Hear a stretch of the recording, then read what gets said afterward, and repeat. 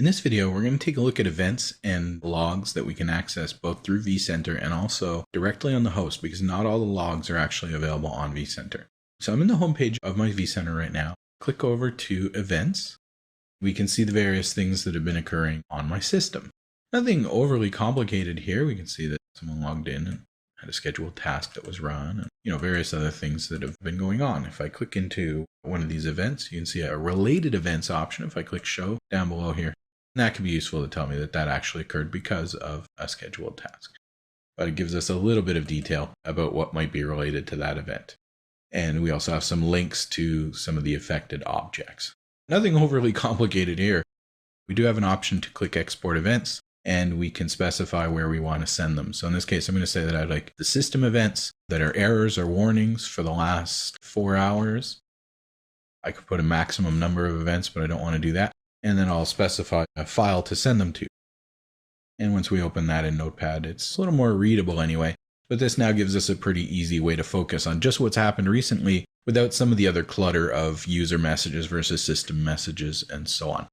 You also can't really do much in the way of filtering in this interface. So again, exporting the events to a file might be easier to deal with them.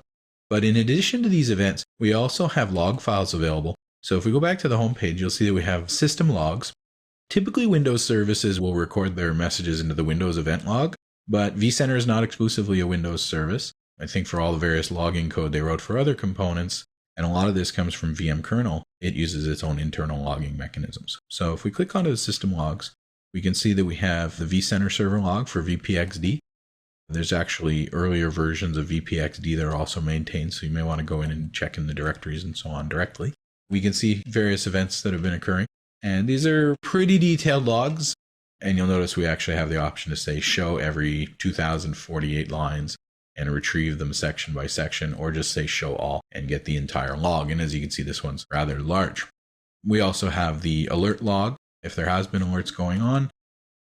We've got profile log as well for a little bit more of the inventory service and some of the more dynamic data that's going on in terms of performance counters, alert monitoring, things of that nature.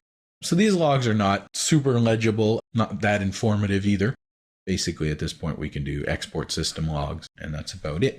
But one of the things that you don't see, which is actually really important, is the host D log for each of the hosts.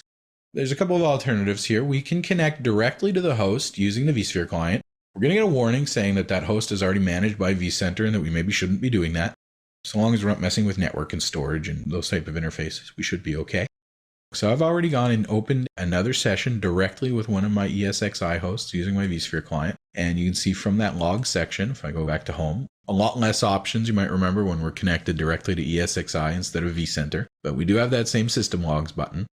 And you can see that we have the server log, and we also have the VPX agent log and the VM kernel log. So anything related to storage, iSCSI, NFS, those sort of system components, we definitely can expect to see a lot of those kind of details here. And we've also got the host D log, which will give us more details about services and so on that are going on, some of the file system details, some of what's going on with the virtual machines and so on.